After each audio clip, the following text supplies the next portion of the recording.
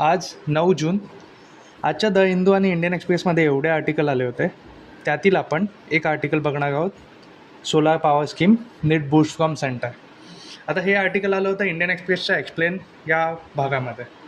तर हे आर्टिकल आपण बघूया एक्झॅक्टली या आर्टिकलमध्ये दिलेलं काय आहे.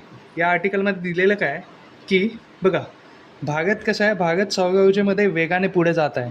पण तिथे वेगाने पुढे जात आहे. कसा पुढे जातो आहे? मोठे सोलार पार्क तयार होत आहेत, रिन्युएबल एनर्जीची कॅपॅसिटी वाढत आहे. पण एक्झॅक्टली प्रॉब्लेम कुठे आहे? प्रॉब्लेम कुठे आहे? भारताचा सौर ऊर्जा प्रवास फक्त मोठ्या सोलार पार्कवर अवलंबून राहू शकत नाही.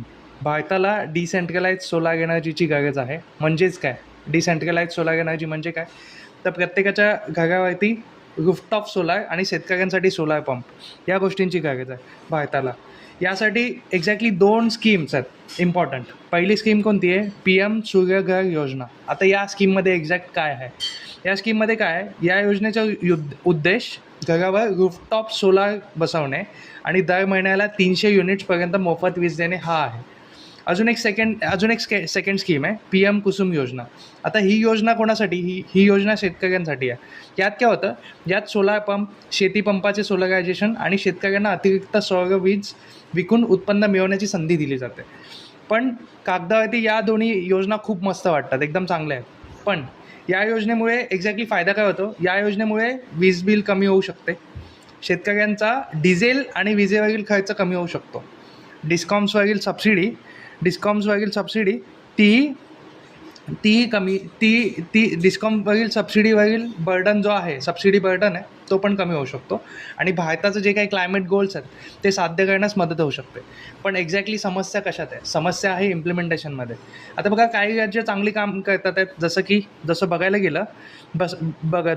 गेलं तर गुजरात, महाराष्ट्र, UP, केरळ आणि राजस्थान हे एकदम चांगले परफॉर्मिंग स्टेट्स आहेत. पण वेस्ट बेंगॉल, पंजाब, बिहार, कर्नाटक आणि तामिळनाडू यासारख्या राज्यांमध्ये परफॉर्मन्स चांगला नाही आहे. मग एक्झॅक्टली प्रश्न असा आहे की या योजना अपेक्षेप्रमाणे काम करत का नाही आहे? तर बघा, पहिले कारण काय? Free electricity politics. आता तुम्हाला माहितीच असेल की जेव्हा लोकांना आधीच मोफत किंवा स्वस्त वीज मिळते तेव्हा सोलारमध्ये गुंतवणूक करण्याची त्यांची प्रेरणा कमी होऊन जाते. सेकंड रिझन काय? म्हणजे काय? हाय अपफ्रंट कॉस्ट. म्हणजे काय? जेव्हा तुम्ही सबसिडी घेता तरी पण तुम्हाला जास्त पैसे द्यावे लागतात. ओके, सबसिडी असली तरी सुरुवातीला पैसे भरावे लागतात. गरीब कुटुंबे आणि लहान शेतकऱ्यांसाठी हे मोठे अडथळे ठरत आहे. त्याच्यानंतर काय? तिसरी समस्या काय? Discom delays. म्हणजे बघा काय होतं, नेट मीटर अप्रुव्हल, इन्स्पेक्शन आणि सबसिडी प्रोसेसिंग यामध्ये अनेकदा विलंब होतो. त्याच्यामुळे पण प्रॉब्लेम्स येतात. चौथी समस्या काय आहे?